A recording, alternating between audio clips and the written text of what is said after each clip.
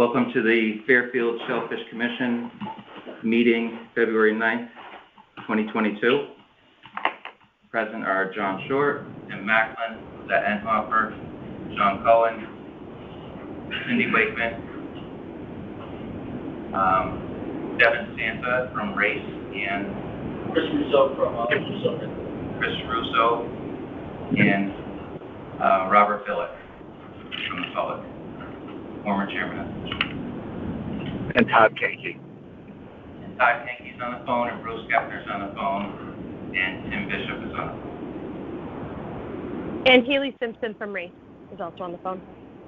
Oh, I had asked for the one. All right, thank you. All right, we'll have a call to order. We have a quorum. All right, we're gonna go right to this presentation, which is new business. Item 3, Shellfish Commission recommendation from regarding installing a dock at 1143 to 1155 Sasco Hill Road. Which one of you guys wants to start off? I'll start. And thank you, Commissioners, and thanks for the consideration of taking this out of order. Appreciate it. The proposal at hand, and this is part of an application to the Connecticut Department of Energy and Environmental Protection, and this is the Shellfish sign-off that we're requesting as part of our initial application. The project is for a pier to be located at the boathouse, as said, near Kinsey Point. What? The property on Sasco Road. The structure, can you hold on a second? Whoever's on the phone, please stop talking. Go ahead. Right. The structure would extend about 85 feet off the existing boathouse out into to the water going out sound. It would only have about 7/10 of a foot of water depth at low water. So some of the concerns that were raised, received from Mr. Bishop are, it's of limited use to larger boats. It's more for boats coming and going higher waters, or kayaks or paddlecraft, or that type of boat off the deck. We recognize that it's both in an exposed location and a shallow depth location, and that's been considered in the design and how that would be constructed. We're anticipating this to be built out of steel framed. We've done similar piers on Beachside Avenue, and then Long Neck Point in Darien, similar type of hydrodynamic exposure, exposure to wave energy. It would be, I think, about 7 feet above grade at the toe of the revetment. The rock slope, so we do recognize that the public trust is below mean high water, and people do transit back and forth on that beach, and we do recognize that we cannot impede that. So the pier is up high enough that people can walk the shore underneath. There were concerns, again, relayed through Mr. Bishop's letter to us on how this may impact shellfishing operations, and I would say it really wouldn't, as from a vessel-based operation, it's really too shallow to get in there to shellfish, and from a recreational shore-based, there's nothing to stop people from working in and among the structure they can pass under. It's been reviewed with the state. We have had discussions with them on the overall size and scale of it. So that has been discussed, and it's consistent with past applications we've successfully gotten for similar projects. So I think with that, I will answer any questions you might have. Okay. So first, I'm going to ask, is this dock going to be part of an association of is it 7 or 8 lots? 7 lots. 7 lots. And no, it would belong to the single lot that the boathouse is located on. Okay. And so there's a single owner then that already owns that property, right? In your application, just want to ask is, it states paddlecraft, Mhm. but when we asked a question about motorized boats, you said, yes, there will be motorized boats on the dock. Well, we anticipated that paddlecraft would be on the deck, the davit would be for lifting up paddleboards or kayaks. Motorized boats, referring to anything that would come or go, occasionally at high water, just as people would transit freely in Long Island Sound. We're not restricting that yet. So someone could come by boat. It's not really deep enough to leave boats there. So we would not anticipate, nor are we applying to the state to show a berth boat there. But you answered the question that there would be a motorized boat there, right? So I think a possibility a motorized boat could go there. 3.5 feet of water at the end of the dock. 7 tenths of low water, so 6 and 7 tenths of high water. So if I look at, I can't close the email, but there's supposed to be a small boat on the dock, according to your answer, that has a motor on it, right? Can you pull up the email, Tim? Mm-hmm. So the other problem, the issue we really have is that dock extends into our recreational shellfishing bed. Correct. It's our only recreational shellfishing bed that is open in the town of Fairfield. Yeah. So it limits access, let it be 65 feet of dock, under the dock, around the dock. It gives the appearance if someone is to go towards that area of that's private ground, whether you say that they can clam under there or not, it's going to cut off that part of our shellfish bed. Well, they'll be allowed to pass underneath it. So, I mean, anybody who's going public that is walking along the beach, they have access and they can get underneath it. And the reason the clearance height is set at 7 feet was because DEEP required that so that somebody would be able to get underneath it. Mm-hmm. So, you know, it's a private property that's there, and this is one of the reasons that I came tonight is our approval that we had for the subdivision. I was the zoning attorney on the subdivision. Mm-hmm. The restriction that we agreed to with the town was that even though there were 5 waterfront lots created out of the subdivision, and usually if you're a private property owner, you have rights to the water and to access out into the water, we agreed to, in the zoning approval, that this would be the only lot that would have a dock. So the other lots cannot come forward and propose. Is that written into the deeds of these lots? It is yes, it will be a restriction on the title of these lots. So, because there's not only the town of Fairfield's restriction, there's also an Aspetuck land trust easement Mm-hmm. that is also getting recorded on the title of this property. So yeah, all those lots will be restricted from being able to apply for a dock. The only one that will be able to is this property. And we chose this property because for the dock because it has the benefit of, one, it's one of the furthest from Sasco Beach. But also with the boathouse, it made it ideal because we had to get that height. So the pier is coming off of that boathouse at a higher elevation, and we can get that 7-foot clearance underneath it, so the public won't have an issue going underneath it and being able to go out and access. And the funny thing is too, when you actually, we had this Harbor Commission, we went out to the site, and we walked it with the harbor master and the Harbor Commission, and the pier is 75 feet? 65 feet. So 65 feet. When you actually walk out into the water, it's not nearly as far as you think. When you're 65 feet, but when it's coming from the boathouse out to it, there's Kenzie Point, and then the shoreline kind of extends out, and then it comes back in where the boathouse is, and then there's like a little hook, And actually, if you walk there now, if you walk along the beach, it was where the old pier used to be. You see these wooden remnants of what was an old pier. But this new pier kind of fits nicely in this indent, so it doesn't protrude too much out into the water. All right. So did you realize when you applied for this that the dock was going to be put into a recreational shellfish bed? We knew there were shellfish beds. Yeah. You knew it was going to onto a recreational shellfish bed? Well, I think the entire property is borders the bed. I knew there were active beds offshore, but so I wasn't sure what public or police.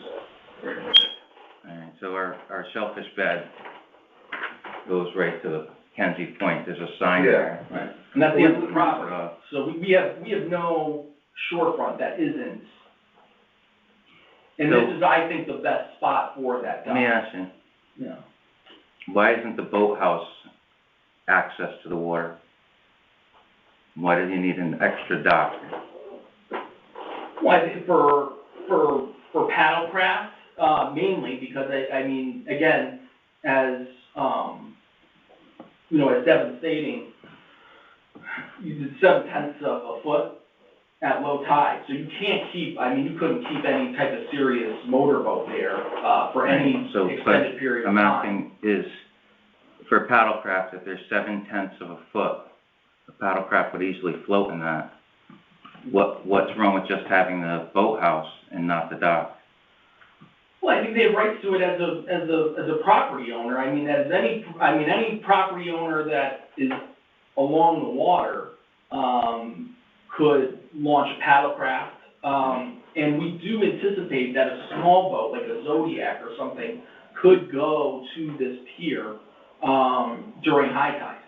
And just as anybody who was driving a Zodiac could drive around in that area now. So, I mean, it would be the same thing, but the limitation, because of the depth there, was that you just couldn't keep it over. So it's still a convenience to the property owner to have this pier and to be able to use it. Our concern is that first it does impede our recreational shellfish bed. It takes up part of that ground.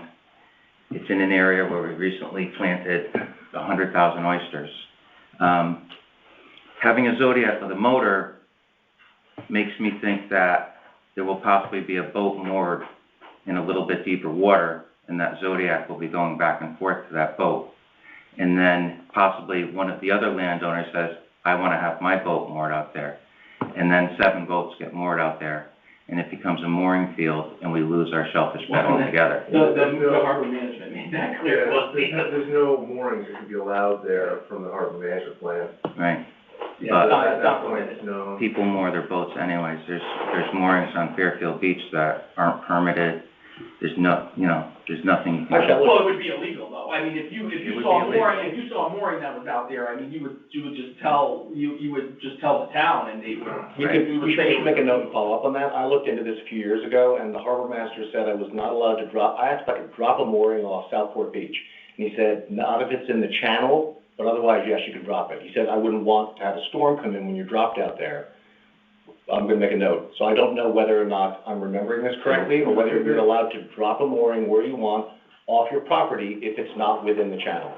There's a very specific area in the harbor management plan called out that's somewhere near, I think the day marker for the channel entrance to Southport off to Kenzie Point, that's still part of the harbor management plan. That is a no mooring area. Moorings outside of that area are regulated by the state of Connecticut if they could be placed. But the area offshore of the dock would be in that area. Mm-hmm. And again, the commission made it clear that moorings are not allowed. In our recreational shellfish bed, it's an extremely active bed. There's 370 permits last year. This year we'll probably have at least 370, maybe 400. That's a lot of people at Clam, and they use all of that bed. This is taking away from that little by little. It's sort of pigeonholing us into a small area. And it will, no matter what you say, you can walk under it, it's going to have a private property sign. There's no way it's not. They're on every stairway and along the beach today, it will give the appearance that that is off limits, that's private. And I can almost guarantee that it will probably be enforced by the homeowner. Well, If someone goes too near that. That's not really enforceable, because the private property ends up being out of water, right. so. Yeah, so I mean, they would be,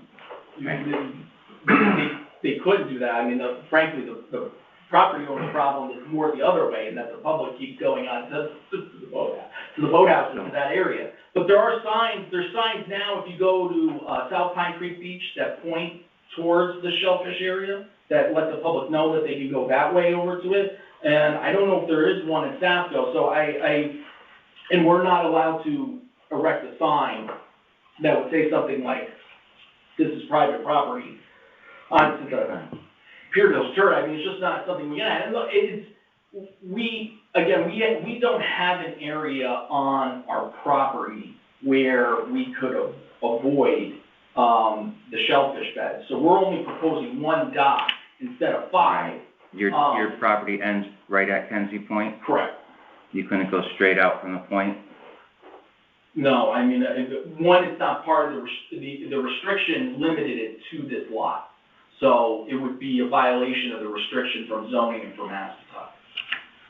Can I ask you what the value of this project is, the dock? Oh, I don't, how much it will cost to build it? Mm-hmm. I'm not sure. Depending on a number of factors, but I suppose $200,000 to $400,000. So, $200,000 to $400,000 to launch a kayak?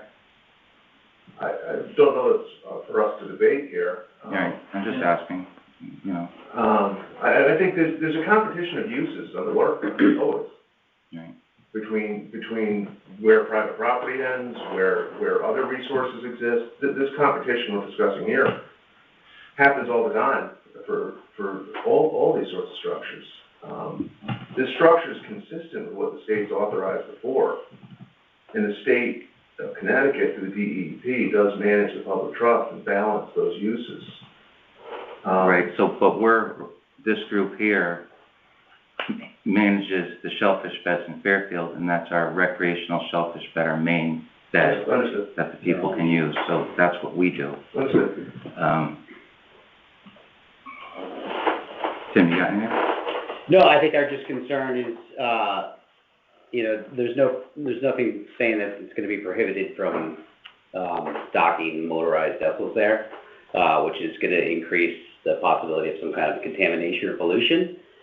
This is the only, recreation area in Fairfield that's approved for shell fishing. So if there's some kind of contamination, it shuts it down. That literally eliminates any kind of shell fishing, in the town at all. So I think our major concern is eventually that there's gonna be some kind of larger motorized vehicles docked out there. And unless we have guarantees that that's not gonna happen, this is why we're concerned. Yeah, I think a few things, you have the guarantee and the limitation of depth is really going to preclude what you can bring in there. The other question that was asked of us was, would dredging be considered? And I've been at this for 25 years doing coastal projects. There hasn't been a new residential dredging project approved. And the state has said they will never approve one. If you have a past permit for a residential project, you can get it approved. But you're not going to see this be dredged. So that the practical limit will remain. But we don't know that. No, I'm just saying, for 25 years, Yeah. it has not occurred. Yeah. Right. I mean, if we could have some And guarantees. if we were to do that, you would have, if you were to request that, you would have to get some type of approval. Be back in the permitting process and back in front of in front of everybody. Mhm. So you mentioned you did the Beachside Road project. Yes. There's a motorized boat hanging on davits on that. Yeah. Yeah. How far does that go out? How far from shore? Yeah. Well, from the seawall, it's maybe 100 and change feet, So approximately the same size as this stuff. approximately. Right. Well, there's no boat lift proposed as part of this. Right, and so if we wanted to do a boat lift, we would have to come back again. We'd have to go through harbor management, we'd have to go through Shellfish Commission, we'd have to go through DEP. Yeah, and it would, in your concerns about the navigation would be, And again, the mooring would be, I mean, illegal, like, you can put a condition on it to not do a mooring, but it would be something that would be illegal, so it's basically just saying, don't do anything illegal, which, I It mean. hasn't stopped anyone else from mooring a boat off of Fairfield. Right, but it's illegal, but what I'm saying is it's illegal, and I mean, it could be anybody in town who could go and put a mooring out there. It doesn't have to be somebody from our property, and if they did, it would be illegal, and then if it was reported to the harbor master or whoever's the appropriate authority for that, they could violate whoever that person was. What would there be any issue with shortening this dock so that it doesn't extend into the recreational bed? I think so, because the use gets less and less, at least into that half a foot of water or so. As you said, battlecraft can come and go, you're picked up out of the water.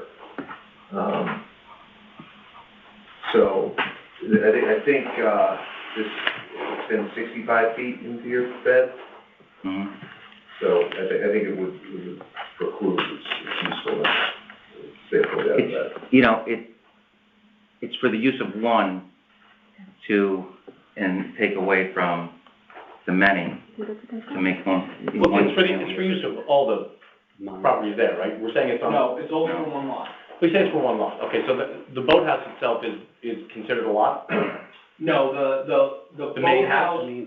to the back, no, the main house is a landlocked lot that's in Correct. the back.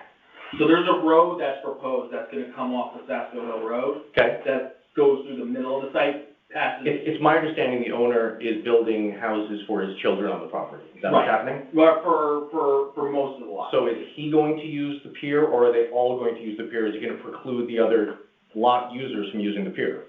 Well, Okay. he would be the only, that lot would be the only one that would be able, that has title to that dock. But if it's family, So if he has, But I'm talking about usage. So we're talking about 5 to 6 family members worth of extended family using this. Could be a lot of boats coming and going. well, there could be paddlecraft that come and go by. I mean, it would be like if he had his kids over for a weekend. I mean, they could go out and use the dock. I mean, it's not that it's only one dock. I mean, that's what I'm Understood. saying, is that, you know, you could have somebody who comes in and, you know, has their kids over every day and lets their kids go out on it, but there's only one dock. And even though there's 5 waterfront lots, there's only one dock, and that only goes with one property.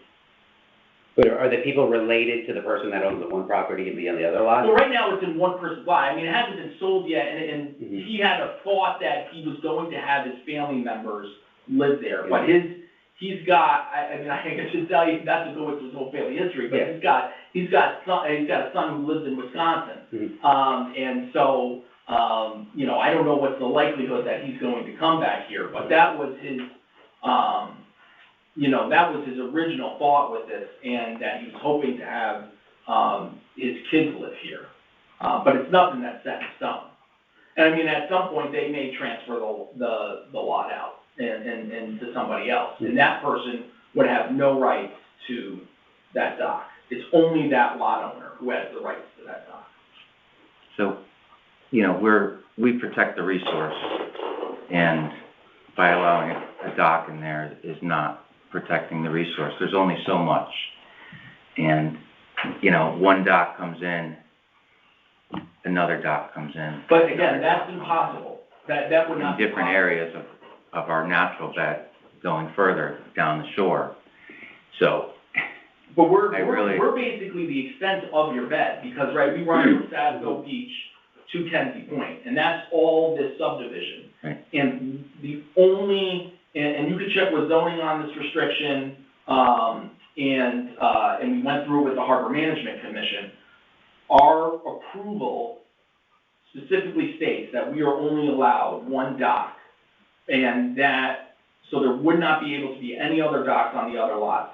And that, again, spans from Sasco Beach to Kenzie Point. Is there a possibility of expansion on this one dock? Could it be made larger? Or would that something that have to be? I tend to doubt it, again, because of the concerns. It's always getting balanced, right? I mean, Yeah. But is they it possible? probably would rather it be deeper, Mhm. and you would rather it be less, so that sort of stuff gets balanced. had the state determined that. So I'd say there's nothing to stop them from reapplying, but it would be a challenge. As you can see, it's a challenge to, discuss it as it is. So, yeah, we recognize that it's being balanced. Again, we didn't come before you just dreaming this up. This is our first crack at it. We've never done this before. We came before you vetting this extensively with the state, discussing with the client the limitations of the structure they have in front of them. Right. And I think they had indicated that this would be the length that they would approve, and that they wouldn't approve anything longer. And again, if we came back and said, if he came back and said, you know what, I want a 100-foot pier, we have to again go through Deep, Harbor Commission, Shellfish Commission again, and need approvals there. Yeah, I think an example of these meetings, the Harbor Commission meeting, the state approval, the Army Corps approval, shows how the process works, and the process does work, that these things get balanced. They need to get balanced, and comments need to be heard. Right. So I just feel like we shouldn't lose a public resource to a private. yeah, it's a minimal intrusion though. It's not like you're losing the resource completely. We're only looking for one dock out of this whole piece. And it's the only way, really the best place, I think, that we could go along the whole area that we have, because of the height we're able to achieve for the pier, from there. And, so we've basically done it as non-intrusive of a way as we possibly can. with the steel, it has less piles than otherwise would, so it's more ability to work around. And imagine the recreational folks, they're with pitchforks walking around, right? We're not talking about boats for the most part, we're talking about. Right. So it's really, other than what you're saying, is the perception of not wanting to get around it. There's nothing legally stopping them from climbing all around. Going under, yeah. I'm just gonna say, I asked my wife if she would walk under the dock, and she said, hell no. Yeah. Bob, do you have anything? Yeah, just a couple of questions. You indicated several times how shallow the water is at the end of the dock there. The chart that I took a glance at before, it shows that dock's at 4 feet mean low water, not a foot and a half. Right? We went out and took a topographic survey. That's what it shows on the chart. I understand. NOAA charts are much coarser, looking over a much greater area. We went and actually took actual on-the-ground shots all over that property from the water depth there. So you're saying at that point, it's only what, a foot and a half or 2 feet? 0.7 feet 0.7 feet. at the very Mean end. low water at that point? Correct. So can I get up and just I look think at this? that ought to be questioned with Deep, because it What doesn't is- make any sense. So on this, Shows the 4 foot line. That's a -4 contour to the North American vertical datum contour. It's a different contour. It's mean low water is -3.6 to that datum.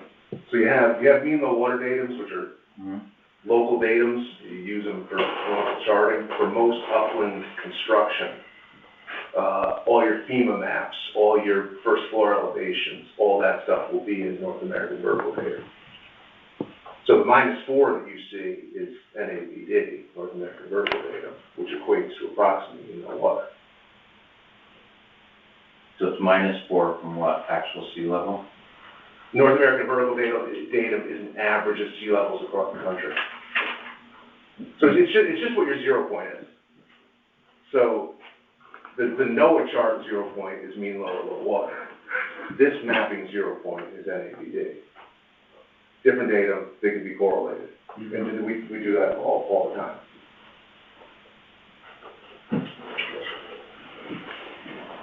Okay. Lizette, you have anything? Oh, go ahead. You know, I'm curious about, if you get the approval to do this, what about during the building process, and what's gonna happen to the beds during that process, and the risk of contamination to the beds and making them unusable during that time? Yeah, they'll have to come and go at high water, and they'll have to have safe harbor, probably in Southport, the weather.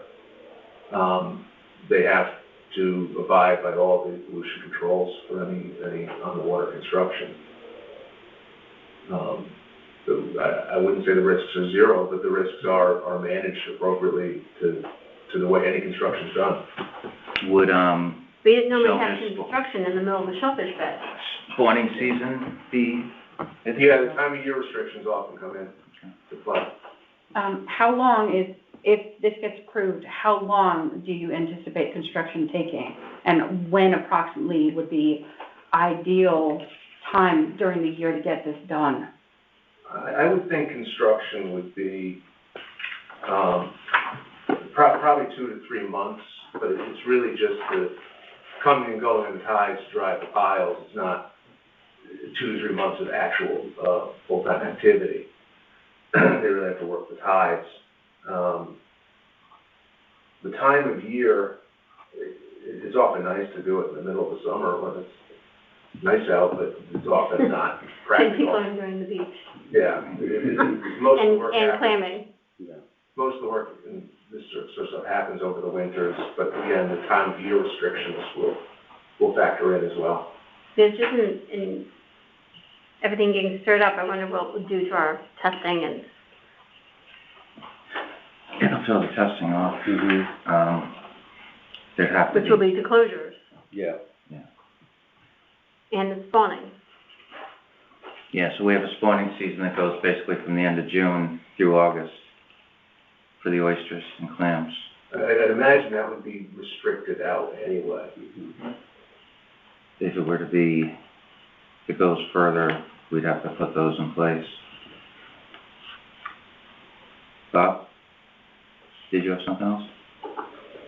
Oh, I was just curious, you know, you were talking about, you met with the, I guess, the harbor master, Yeah, right? And you were talking about, you know, there was a very clear image of no moorings in this area. Right? Yeah. right. What about people, let's say, playing devil's advocate here. Let's say in this family environment where there might be 3 or 4 families that decide to have a boat and they want to use that pier in the family, right? Family-owned business. During the summertime, where would those boats be kept if they were motorized boats? Well, you would get a docking cliff somewhere, but I mean, you couldn't moor it out there. You could try to get a, You can't put a mooring in, but what if they just anchor them out there? I mean, I don't think anything to stop anyone from anchoring and going on sound. I mean, you were right. They're allowed to. There's nothing to stop people, but there's nothing to encourage them to anchor off there like living right there. Yeah. It's very shallow for a very long time. No, it's a big. So anything you would anchor would be pretty far offshore. Yeah. Yeah, I can't say when anything restricting what they're doing on board. You know what I mean? Yeah, it's worth asking. What concerns did the Harbor Commission express to you guys? well, what we went out there to look at was just so they could visually see height-wise when looking off from the boathouse, how high it would be. And so. How high, how far out? Yeah, how far out. Strung tape. Yeah, we literally, the harbor master stood on the boathouse and held the tape. And then, someone from Devon's, company walked out to the end of the pier. Yeah. And just to see the height and that you could pass under it. And then also see where exactly it ended. And I think that was part of the surprising part to the Harbor Commission was there's that little hook where the old pier is, where the remnant of the old pier is, and this barely, I think it was right at that level. So it kind of fit into this little notch that's right there, that's there slightly. And so that's what they wanted to confirm. And so, because I think that was important to them. so that people could pass underneath. So that was their only concern, or was that one of their main concerns? Well, they also, like, I went there to explain the nature of the easement Yeah. and the zoning restrictions, because there was questions about that, and if another property owner could come in and what we're talking about here. So that's the same conversation we had with the Harbor Gotcha. Management Commission. And did they have any concerns about, like, motorized vessels there, or? Not so much, but they. I mean, there's no mooring. No mooring, but they didn't say anything specifically about docking? No, we expressed again that due to the water depths, it would be of limited usefulness at low tide, and anything coming and going would be temporary. Is it common with other projects you worked on where they have a problem with a mooring, but they don't have a problem with a large dock? Yeah. What was I just Well, like from a regulatory standpoint? Just the harbor master, so not wanting to block, what's the major objection to having moorings on all of this property? Oh, yeah. What was it, It has something to do with the harbor management plan. The harbor management plan is written, they carved that out. I don't know exactly what the logic was. I mean, I think, It could be related to the bed. It could be related to the bed, it could be related to the fact that there's shoals there, it's not very deep, and they just wanted to not have it. If you go around to Fairfield Beach, that's not included in the harbor management plan. And then that goes to, the state would regulate it through their non-harbor mooring process.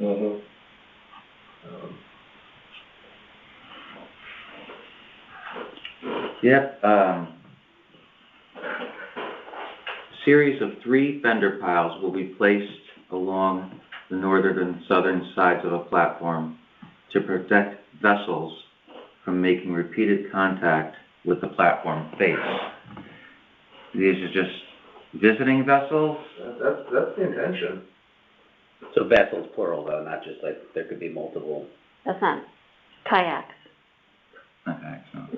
Well, yeah, I mean, at high tide, somebody could go in with a boat, but Yeah. to keep it there, you would be insane. Yeah. Well, Unless but they you could want keep to it, ruin- they could unless you keep want it to there. ruin your boat. Yeah, they could keep it there for, no, but they could keep it there for several hours. It just They increases. could keep it there for some hours. I It don't think we've Yeah. said anything other than that. Yeah. No, Yeah. but it still increases the risk of, I mean, again, unfortunately, this dock is gonna be on the only, recreational bed in Fairfield. So, I mean, if it were anywhere else where all of the beds are restricted and people can't use them, then it wouldn't be such an issue. But this is the only bed in the town of Fairfield that's an active recreational bed. And the risk of pollution is increased. No, I appreciate that, and that it's the only bed, unfortunately, it's our only shoreline. Yeah. I mean, so it's, and we feel that we're restricting and we're making this about as least obtrusive as we can. By not having 5, by only having 1, and by the length that it is, and how it's limited due to the water depth, that it's really just as limited of an intrusion as we can make. Have you ever been to Cape Cod? Yes. Bayside? At low tide? There's boats laying all over the sand. If people leave their boats in the sand, it's not, unheard of. It wouldn't be authorized with this. It wouldn't be good for the boat, because the rockier bottom and it's beat up, so yeah. Skids are flat, they just said. And you said It's gonna be, it'd be a little rough, Yes. but And it's it's only ground boats out, can't it's gonna. traverse through this area. I mean, so somebody could go on their Zodiac out there and have some type of accident and cause pollutants. I mean, I understand that this would be in this area more frequently, but, again, it's really as least obtrusive as we can be. To have something that I think, this property owner has a right to, which is a dock like everybody else that has waterfront property. Yeah, my concern is just keeping vessels there and the potential of keeping them longer than, I understand that the low tide is just prohibits the amount of time they can spend there, and you said that they'd have to reapply for another permit if they wanted a motorized lift on this dock? Okay, so this does not include that, and that's not something that can be put on here unless. Cannot, we'd be back in front of you. Yeah, and if somebody just went ahead and did it, they could be cited by the state for a violation, which, is not a pleasant process, and the town as well. And when you say, right, you're talking about the riparian rights? Right. Which 4 of the lots are giving up. Yeah. Go ahead, Bob. John, quick question. Are there any, deed restrictions for the use of the waterfront along that stretch from Sasco Hill Beach out to the point? Yeah, there's use of the waterfront or just the area that's closest to the water on the property? The area that's closest to the water of the property. That's on the property, yeah. So there is, Yeah. so the property is 20 acres. Yeah. 7 of the acres, which spans from Sasco Hill Road to Sasco Beach, all the way to Kenzie Point, all that shoreline is covered by an easement to Aspetuck Land Trust. Mm-hmm. It's not an easement so much as it's a deed restriction, because it prevents development, within that area, except for the area that is behind the boathouse, directly behind the boathouse, and the boathouse. So, there's that restriction on there, and as a part of our subdivision application, the town put an additional, their own restriction on top of 2 acres of that, which is, again, spans the entire shoreline except for this beach house area. And the town did that so they would have an extra layer of protection in case, for instance, if Aspetuck went bankrupt or something like that, that it wouldn't matter, the town still had the restriction. The area to the north of the beach house is one of the few examples of a coastal meadow in Fairfield. Mm-hmm. And so it attracts a particular species of birds. It's very attractive to birds. So that area is completely protected. There's no, somebody could walk down to the beach from there, but they can't put any type of impervious surface. They can't put brick pavers or anything like that in that area. The area that's to the south of the beach house, out to Kenzie Point, is a bluff and also apparently attracts, and this is, I'm an attorney, this is me relaying this, but Bill Kenny, who's a landscape architect in town, said that that bluff also attracts a particular species of bird that builds its nest into bluffs. So that is also protected, up to where it turns into public land. So the ultimate question is, if, with that deed restriction in place, would that prevent people from building piers from other places along there, except for your place? Except for ours, it would only be one dock from that lot. Yeah, so that's really not an issue then? Not an issue as far as, Other landowners there being able to build out. yeah, they cannot, they cannot based on the approvals we got. That's what I thought. Yeah, yeah. So if you ask Jim when at zoning, that was a part of our subdivision approval. And he can, relay what I'm relaying to you, which is that, because the subdivision is finalized and the way it's been approved, that's gonna stand with the land. And that whoever, if you're the owner of lot 1, it's one of the lots that's waterfront that doesn't have a right to a dock. No matter how that transfers in ownership, it doesn't matter, you can't build. And just so I can visualize, so which subdivided piece will have the rights to this dock?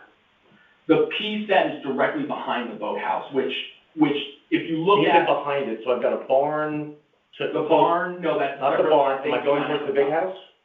It's aiming towards the big house. So But there's a road in between that lot and the big house. Okay, so the boathouse itself, the brick structure we're talking about, whose is that? That's that lot owners, which I think is like lot 4, I think is. Okay, so lot 4 owns the brick structure that will have the dock sticking out Mm-hmm. purportedly. And the boathouse. And, what do you call the boathouse? I'm calling the brick structure The brick structure, correct. Right, okay. So they've got the boathouse, they've got land behind there, and they cross a road. No, that's. They go up to that's the, they end at the road. Correct. Is anything going to be built behind the boathouse, the brick structure? Yes, that would be the principal house. Whatever principal house gets built there, that'll be the main dwelling. And the brick house will be like an accessory structure. Is the main house coming down that was there? No, that's staying. But that's a separate lot. That's a separate. That's a separate lot. There's another big house gonna be built. Yeah, you don't happen to have the subdivision map, do you? Is it this one right here? Unfortunately, I don't. Looks like it. Yeah, it's not the subdivision map, though, Anybody have a pen? I could draw it on it. Here. Can I borrow this map? Or no, wait, let's see, where's? While you do that, I got a question for Devin. So, when I look at this, and we have our -4, and then way out, we have -5. Yeah. Which map do you want? Really flat. Oh, that'd be a great one, can I use that? Why couldn't the dock just end right at the -4? It's not gonna change any water depth. I'm talking about 3 inches. Yeah, it's just a little bit more. I mean, we looked at some longer ones, but yeah, it's just a point of diminishing returns. So For paddlecrafts, right? primarily, yeah. Yeah. So, if you shortened it and kept it in the same depth of water, couldn't hurt. What kind of shortening are you talking about? So, we have our platform out at the end, and we have our -3 is here, our -4 is here, our -5 is here. This dock could easily be made a lot shorter and still be in basically the same amount of water. Taking the third off, half off, what are you taking off? 5 is where the original large house is. No, that would be the a large third house off. right here. Oh, okay, got Here's it. Sasco Hill Road, here's Yeah. Sasco Beach. I mean, Got it. Okay. preferably it would end at the, right where the recreational Wow, shellfish it's this bed. far from I the didn't realize there was that much space behind that. That would be- No, this- Back. You're saying that end another at the house here. -4? I mean, it looks like Or a, end at see it. And so then the house. What would be the that's built difference here if it is ended at the gonna have to be -4 to where it is now? Half an It is inch? something like you said, about 3 inches.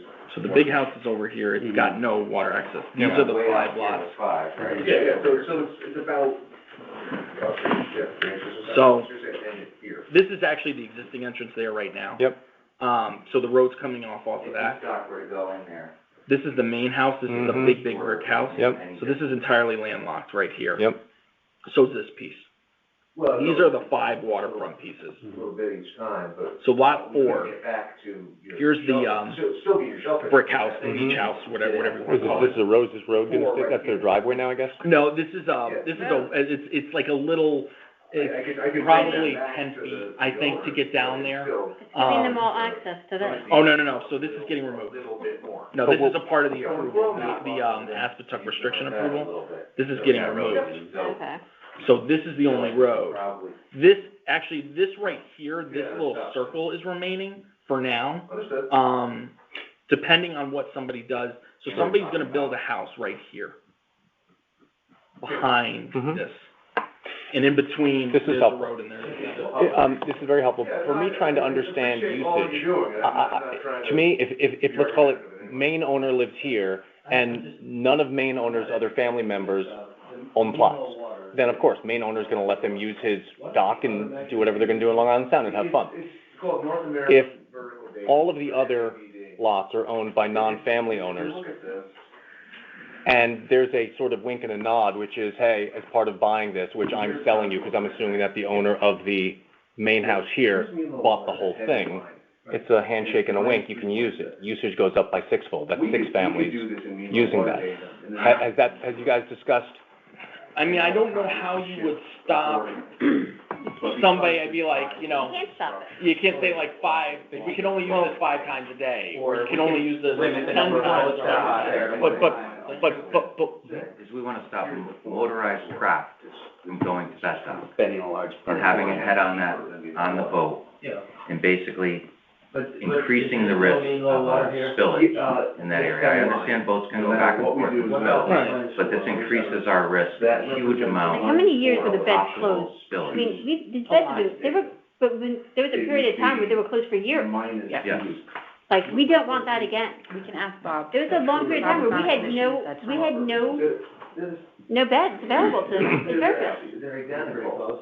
And Southport is like, we're about 2 years off from, It might be instructive also, so we're on a multi-year plan right now, where monthly we take multiple samples at Southport Beach to get those analyzed by the state to tell us whether or not we'll ever be able to get to the position where we can open up that bed. Every time it rains an inch, we shut down all of Sasco. If something like this goes in and contamination happens and it's not from rainfall, it's from something else, we're shut down. So that's really what we're looking at. Every time it rains, we're down. So it's already on the precipice of additional pollutants. How severe are they?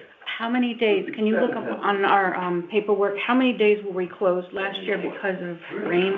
Last year? The only improvement is that this thing now has drainage, so that, it doesn't have drainage now, I can tell you that. The land part, we're not worried. Yeah, There'll be no. sewers there, the sewers. You're trying to- Well, yeah, we're switching from septic to sewers. All the way to the tip. So that's really good. Yep. But Great. this thing here, Yeah. if there's motorized craft there, they're gonna have a head. If they're just visiting, Yeah, really.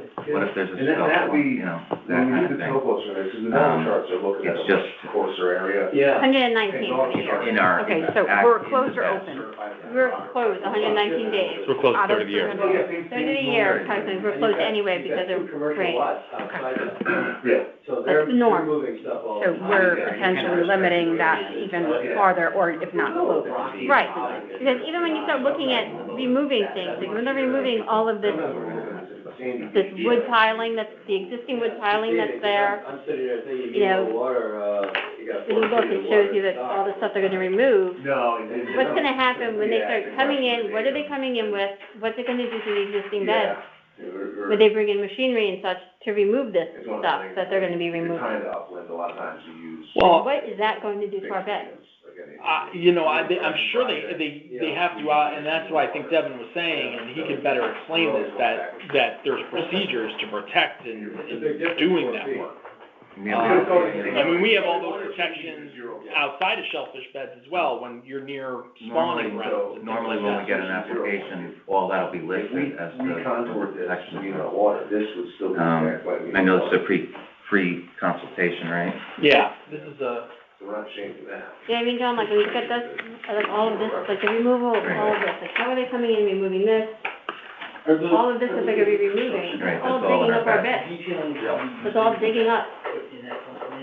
That would, Mm-hmm. yeah, That's a construction concern. methodology would be part of the application. And who knows what's in that ground down below? Right, so the, What if that we- We don't have any of that yet, so we're gonna ask but for that's that. not for that. as part of the application to the state, it would be included.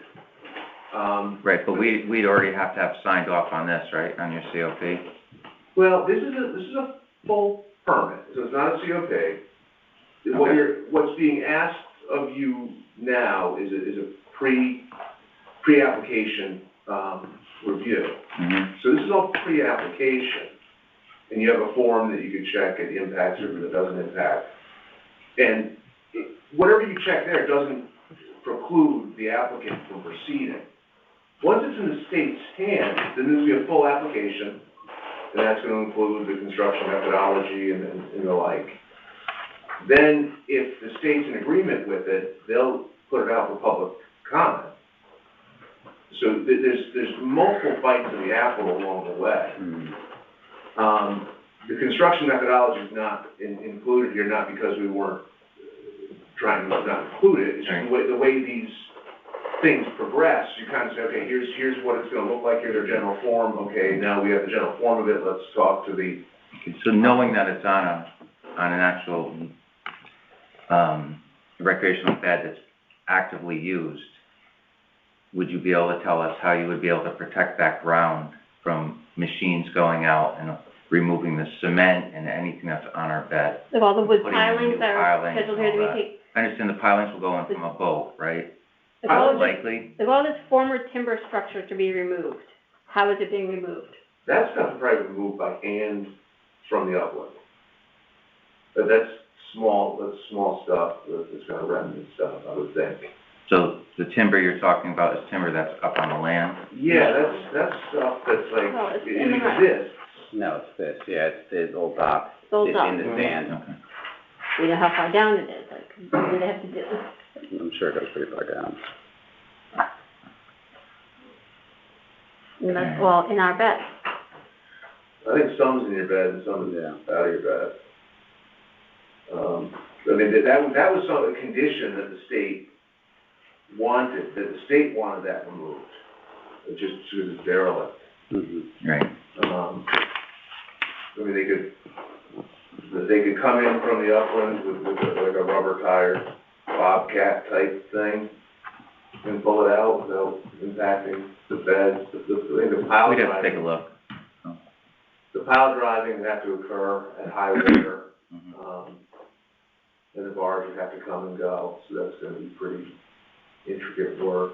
I'm sure the state would put in the time of year restrictions associated with the bed. And then the superstructure would primarily be, normally something like this, where you have to come and go so quickly, you fabricate as much off-site as you can, so when you're on site, you Just drop it. try and drop it in place and go. Got it. Yeah, it just seems like a long dock for what you're talking about. I think you're out there and you see it, it's not nearly as far as you think. 65 feet, right? From the boat. Do you guys have the ability to put together sort of a CAD, sort of picture of it, what it would look like? Just sort of. Oh, like a rendering? Yeah. I mean, They haven't done a rendering. How, can you tell us how far out this, just out of curiosity, I know you said that we brought the harbor commission out.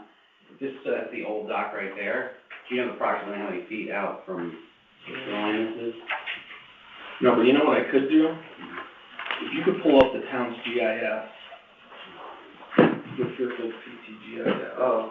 Is it, are you looking at this?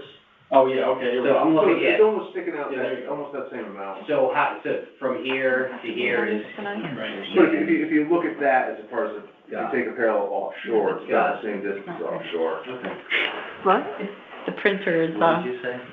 said it's asked backwards. Yeah, but that stone drawing with What they're saying is. Well, that's where the timber Let me just- stuff you is can still around. see Yeah, Here. walk out there, you can see them, yeah. That's approximately the same distance, so that's the old dock, that's Sounds like there are photos of it. There has to be. basically. So is this similar to The the scale? state has 1934 aerials. That's the scale, yeah. That's the scale. So I this- think the quick and dirty is like, Exactly that. if you go short parallel, it's Shot about the here. same encroachment. Okay, thanks. If you zoom in, it's about right there. So it's gonna be coming out there. That's what those pilings that you were pointing out on the Yeah. photo? That's this right here. So it's coming out to about right there. Would you be willing to go out there with us? Sure, happy to. Yeah. We have your email and everything here, so. Take a good look high. In one day? If you have a good look high, it's just helpful, because then we could string this. I could bring my waders. We actually we would wanna go at a low tide, at a 0 tide, not a minus 1 foot or plus 1 foot. Yeah. We'd wanna see it at a even tide. Yeah, we'll bring some tape measures with us and hip waders and be able to kind of just string it off the structure and get a sense of what it would look like. Yeah. Monday's a decent tide, but it's at 4:14 PM, 0.07, which is almost a flat tide. Yeah.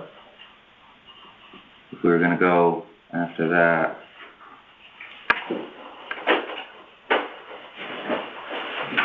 Valentine's Day. afternoon. It's a good excuse. 4 o'clock. I don't know, it's only, Bring chocolate. yeah, it's only 4 So, o'clock. I don't know, we got an even tide Friday, February 25th, totally flat, no minus, no plus. Friday, February 25th. I can do that. Yeah, at noon. I think I'm in Boston on the way. Is it noon? Yeah, noon. I'm away, but someone in Okay. my office can. Yeah, and I'll be there. That'd be good. Yeah, no problem.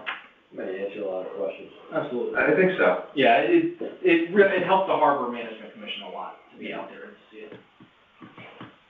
All right, I think we heard a lot, so. Good, I thanks. think we got all the questions out there. Some of the ones answered, not really about the motorized draft, but, when we take our walk, we'll find out Yeah. if it's possible or not. Again, I appreciate you putting us in first in order, and I do think that going to, we'll take on and look at it, will be helpful. I appreciate what you all are doing with balancing these resources, and it's important stuff you do, and thank you. You know, if we were in an area where the water was clean and, you know, maybe it wouldn't be a big deal, but we only have a small piece of ground over here. And we need to protect that, so Understood. we're gonna do what we can to protect it. Thank you for the time. Thank you, Appreciate guys. it. Thank you. Thank you very much. Yeah, if you send that email out. Oh, hold on one second. Tim, did you have anything? Bishop? He's asleep. Please. Thank you. No, I'm still here. Thank you, Mr. Chairman. Thank you, Devin, Attorney Russo, and Haley. I think that was helpful to shed the perspective and some of the details on the project with the commission as well as myself. I know there were a lot of questions out there regarding logistics and you know, like John said and the commissioner said, the ultimate goal is protection of the wood shellfish beds we do have. So thank you for sharing that information, and I'll coordinate with commissioners to go out there and check it out. Great. Thank you, guys. Thank you. We'll see you there. Take care. Thank you. Nice to meet you. Nice to meet you too. So we're still in the meeting and we're still recording. I really have no reason to say any further, but, one last comment. It seems that heat restriction is important because it precludes any other piers. And that's what, remember I told you I found that out when I went through that Right. tour of the Now we know property where- with Vicky Fingelli Yeah. years ago? So now we know what that actually With Ed is. Gleason and Paul Barnes and stuff. And, so that exists, it's still there. I didn't know exactly what it said, I just heard those words when we took that tour. Yeah, it's good we It's a found that beautiful out. piece of property, it really is. Well, thanks for coming down. Yeah, appreciate you coming. Okay, guys, Tell Dave I'm coming for him in August. have fun on the tour. Say hi to Margie for me. I will. Take care. Take care. All right, we're gonna blow through this, guys. Yeah, it's your anniversary. I know, right? 20 years. I'll talk about it in a minute. 20 years? My wife made out way better than I did, that's all I know. All right. Approval of the draft meeting minutes of January 12th, 2022. Everyone took a look, everything's good? All good? I'll make a motion to approve the minutes of the January meeting, January 12th. I'll second. All in favor? Aye. Motion. Aye. Bruce, is that you? Or Todd? That sounded like Bruce. Yeah, that was Bruce. That was Bruce. Oh, okay. All right, we'll go to committee reports. Clam relay and planting. We will, plant most likely in May. Next is water and habitat quality. What was that, or Cindy? All right, we were closed 14 days, we were open 17 days. That takes into account, we had a total of 4.03 inches of rain, and that includes having the rain gauge replaced on the 11th. We were closed on the 18th. Go ahead. So that's it. All right. Anything else on water and habitat? All right, Cindy, you want to take permits and access? Okay.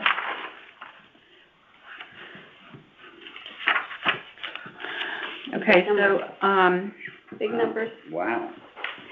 so far, we have 23 permits that have been received through the mail, and we also have 80 online. That brings us to 100 and Street. 3. Nice little jump. Which is nice for. Like I said, most for of January. them yeah. that quickly. I'm gonna add something to that, is, I was in the Still have to get conservation mine. office, and 7 more came in, so we're at 110.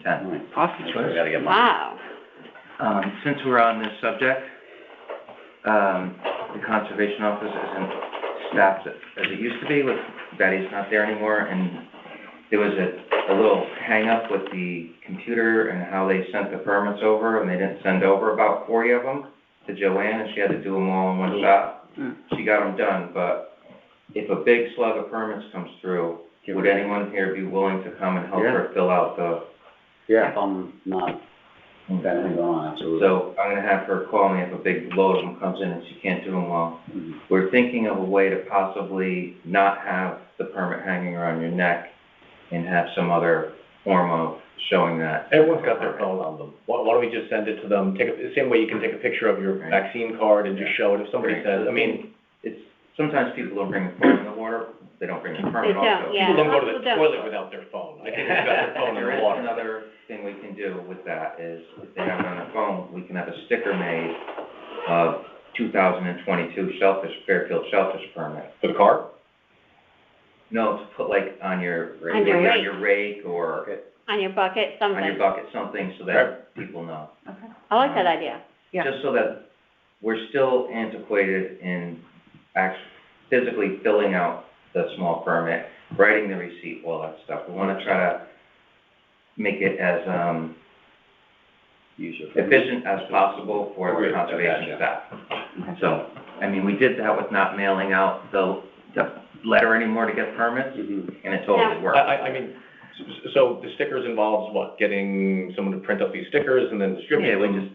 If they're getting pressed because they're short-handed, the easiest thing we could do would, we have an official confirmation letter sent to people, say, please take a picture of this and be ready to present it if asked on the beach. And then if we decide to say, and you can have a sticker as well, but literally we could wipe out all the filling out tomorrow. Just Yes. put the responsibility on holders to have it on their phone and be able to just show it. But I think the majority of people aren't bringing their phones into the water with them. Really? Yep. I do, Yeah. but. I know I what think it some is. of the, I think it's probably 50-50 with what people go quick. Phones are waterproof now. It's gonna stay this way this year anyway, and we just Okay. started I the like the year, sticker idea. but this would be for next year, so we'd have So plenty there of would be no time more, to discuss it. there would be no more cards, just a sticker? You wouldn't have the card anymore, because that, it's multiple forms she has to write over, and. Can I ask, is the sticker then, doesn't that live with, then, again, not to be a Scrooge about this, but then doesn't the sticker stay with the bucket, and then technically Oh, yeah. 7 people are Or you'd using have a to- bucket? I guess If you'd you have. wanna go, grab the bucket, Think about back to that. the phone. Mm-hmm. Or simply, the sticker replaces the tag, and you have to have it, you know, it's not necessarily a sticker, it's a card with a number, and you have to have it, But how does it connect to a person? because that number is assigned to a person, so number 1 has card number 1. So what we could do, Well, So- we'd still have their name in So it, we and then could you could get have the- the right we details could of still that, get- the license or you know how the verified rep, there. Parks and Rec gives you a plastic card, and you use it, I don't know if they do it anymore, but I used to have one for the golf permits. So say we gave out, like a plastic card on the rope or whatever, and you just throw your sticker on it. Got it, so every year you get a renewal sticker. Can I ask, do we think we have an enforcement problem? We don't. If we don't, we're largely on our honor system. Yeah. And if somebody didn't have their phone in the water, that's Right. fine. We're just checking on the beach. Could you go grab your phone in your car? Yeah. Could you show When me? you're done, I'll come meet. When you're done, I'll come see you by your car. Yeah. I mean, And I don't have think it, there's- and we're throwing it back. And you got a whole family using, like, how are you then, like, kind of watching to see how many people are using? What do you mean?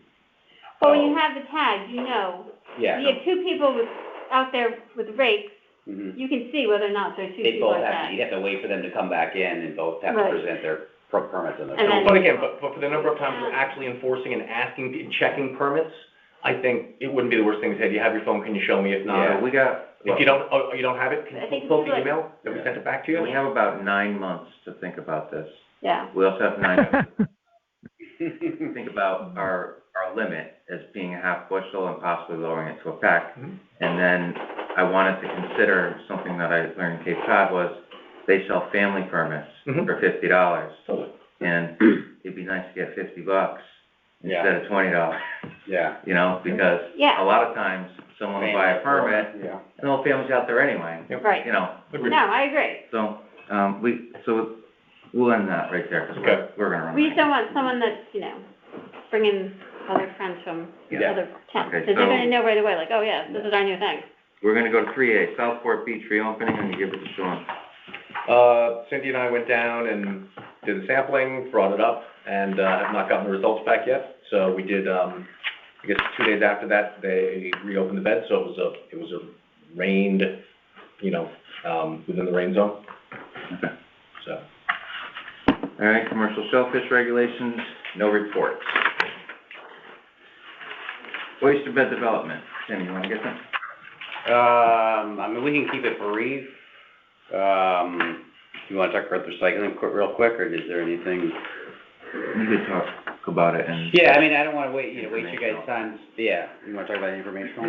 Right. Tim's still collecting shell. Yep, still collecting shell, trying to reach out to a few more restaurants, expanding it a little bit. About it, it's as usual. There was a bag of oysters on the dock that was over 3 inches. There's probably 150 oysters, 200 oysters in it, and we put them on the bed in Ash Creek, where they belong. Mm-hmm. All right. Communications. So we've got, it seems, the Clam Clinic listed here because we discussed it in terms of whether communication could use it to communicate about, and I don't really think it belongs in this section. There's no real communication update. Okay. Downwellers? They're shut down. Yeah. The harbor manager called me, Justin, and said someone had lifted the top off of one of them and didn't put it back on, so he put it back on and strapped it down. Reports from conservation, shellfish fund balance is at $30,551.45 as of January 31st. So we have some money we can spend. Shellfish permits, as we said, it says here 104, I think we have 110. We know our closure period, commission budget status, all set. We're gonna go to old business, discussion of proposal to dredge section of channel in Lower Pine Creek. Tim Bishop, do you wanna, start on that? Sure, no problem. Thank you. Briefly, we've discussed it in the past, and I know some of us did a brief reconnaissance walk, I don't know, a month or so ago now. And there's a proposal in the works to dredge some of the high spots in the lower section, middle channel of Pine Creek. I guess based on our discussions, we don't anticipate too much disturbance to what beds there are there, but during our walk we did observe some scattered areas of beds to the sides. I've been working with Chairman Short and Vice Chair Macklin to put a blurb together at the request of the applicant, who is a private consultant representing a residential group. And that is in draft form, but we have a few questions that still remain, including the discussion between Conservation Department, Engineering Department, and First Selectwoman's Office on who exactly the applicant will be. The proposals is coming from the consultant insisting that a discussion was had in the past that the town agreed to be the applicant, but that is yet to be confirmed by either of the other two departments that I mentioned. So that's one thing that's holding this up at the moment. Another thing for discussion is a paragraph regarding what we believe may or may not be the disturbances in the area, and our request for use of best management practices and restoration efforts for any beds that are disturbed, including the replenishment of those beds using mulch and some live oyster introduction. And I think that's where we are right now. until those matters are resolved. The paperwork is stalled. I think that's about it. Tim and John, correct me if I'm missing anything. No, basically, what we asked for is to protect or restore any areas that we found that had oysters, and to do a little bit more restoration work to help the further propagation of shellfish. Mm-hmm. So I think that's it, and when you find out who the applicant is, we'll put, our comments, and I'll sign off on it. Do you want to talk about, are we okay with, you want to talk about that now? Or? Oh, you want to talk about that paragraph quick? Yeah, so Tim's going to talk. Yeah, so the paragraphs that they have an issue with is the commission also requests that the application provides plans for tidal habitat restoration to include planting native vegetation, hydrophilic and aquatic, and the placement of clean oyster shell in areas, regardless of existing oyster bed conditions. So that's the specific one that they have issue with. We also have a line in there about what they don't have issue with as well. It was basically if any oysters were damaged in the dredging process, that those be replaced. So they're okay with that. So if anything gets damaged in the dredging process, they're okay with leaving that. They just don't like this line about us having them adding vegetation and oysters in areas that were not disturbed. If that makes sense. Well, we have pictures. Puts the pressure on us to document the exact nature of everything. Yeah. So I think we're in good shape with this. Who knows if it'll ever happen? Southport Harbor will be judged before this. Yeah,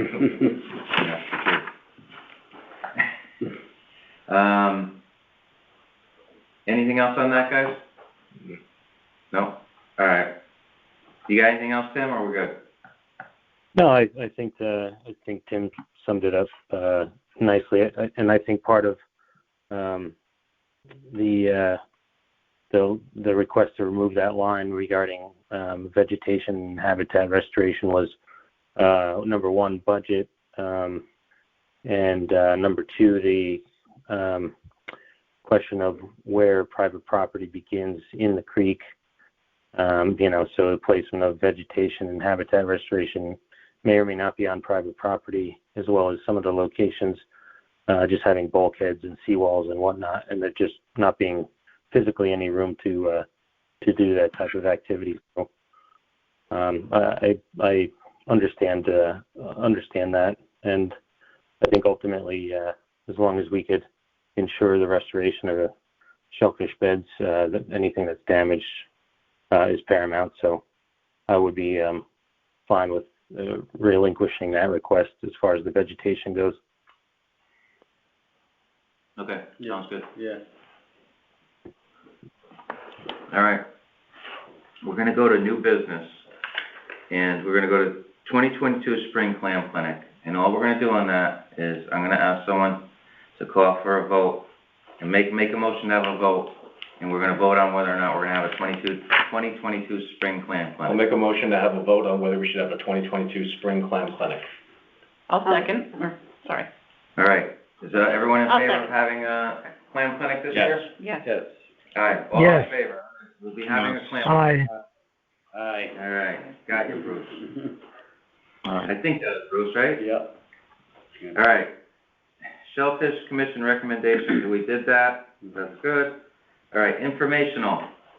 While we were talking about the dock and the Pine Creek, Dave Perry is the director of the Bureau of Aquaculture, that Southport Harbor will be being dredged coming up in the near future. I'm not sure how near that is. It could mean, 6 months or 6 years, but. Next fall, probably. Next fall, okay. So next fall.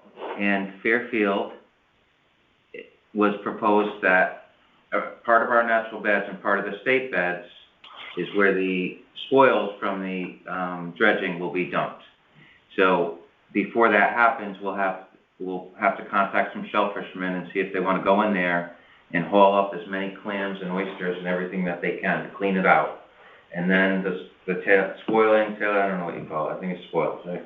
Will be dumped in that area.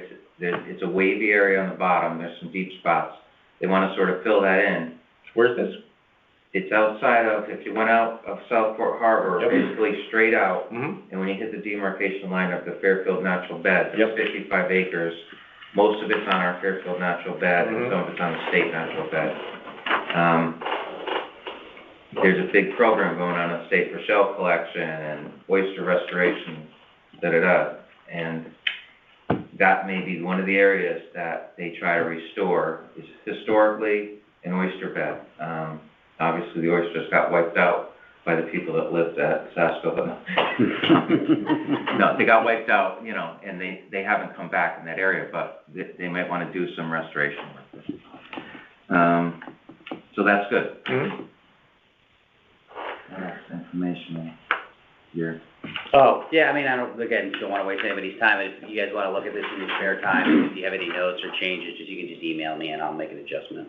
But it's basically just a informational handout that we want to distribute to restaurants to try to encourage them to get involved in the recycling program. We're just trying to, now that COVID's kind of passed and restaurants are getting a little bit busier, I want to reach out to some more to see if we can start doing some more We can give collection. them a shout out on social if they. Absolutely, yes, absolutely. Bruce and Todd, if you want us to save your handouts from tonight's meeting, we can, and you can come pick them up at the conservation office if you're interested.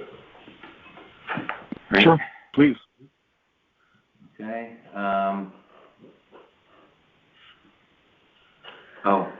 more informational.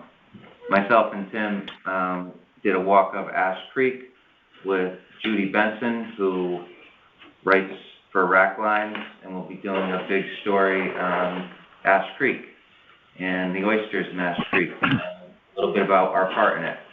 So, she gave us a bunch of Rack Lines magazines if you want to take one home. But, in the future, coming up in one of these issues, Tim's gonna be famous. Not me. Commissioner. Todd or Bruce, you got anything informational? No, I think we had a good discussion on the dock, and we'll see where it goes from there. Nothing informational, though. Okay. Any other? Shirts, if we want to talk about that, or we want to do that Go later. ahead. Filing up the shirts and hats in, so we just need to set price on what we want to do. Got two different color hats. Ooh, we got the trucker hats this year. Yeah, I love it. trucker style. Pretty nice. And then, We got the girls shirts. trucker hats. We got small, Oh, nice, medium, yeah. large, and extra large. Oh, So, yeah. I don't know if we want to do $20 a hat, $20 a shirt. Yeah. Yeah. That sounds good. Take a picture of them and put them on Facebook. Yeah, we need a model. Yeah. We need a model. We need a model. You wanna We need do a model. I don't model. The face of the organization. Get them a large and don't tuck it in. Anyway, so, in past years, we saw a lot of stuff, the Clam Clinic, that kind of thing. We can do giveaways. We can, if anybody wants one, I don't know if we want to give each commissioner one, or if we want to. How many hats do we have? We got 10 of each color, so we got 20 hats total, 10 gray, 10 blue, and then we got, 10 no of hats for the each commissioner. shirts. Huh? No, I think it's no the hats. first, I think it's the first of the red. 'cause Do you have a it's hat standard. already? I'll I have pay, a I red want one one. of each. Yeah. I have a red I'm one. gonna buy them too. Yeah, if you guys wanna buy one, that's fine. Okay. So $20 is good, and then I'll just hold Yeah. on to the money, and then we'll use it to buy more shirts and hats, or put it back in the fund, or? Give it to Joanne, put it in the funds. Okay. Take a third-party post-dated out-of-state check. Yeah. Sure. If anyone needs, like, our red shirts that we have, or the other style shirt that says "We Dig Clams," we should probably have some of those made up for us. Does everyone have a pink hat? I have a pink hat. I have some. I don't I have one. know if I have one. Alright, What? I think I gave the last one out. I How might can you have not one have more. one? So if I have one more, I'll throw it away. Bruce and Todd, you got pink hats? Yeah, I got it. You gave me a hat. I don't remember what, I don't have it here, but I don't remember what color, but I got a hat. Does he have I a have- red We Clam shirt? No, because they were all, I might have given him one, but it goes down to his knees. No, they're huge. I have nothing. Yeah, I have nothing.